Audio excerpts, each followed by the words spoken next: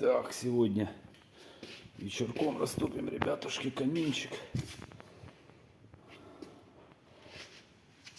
17 век каминчик сейчас растопим. Да будем отдыхать. Ну, как-то так.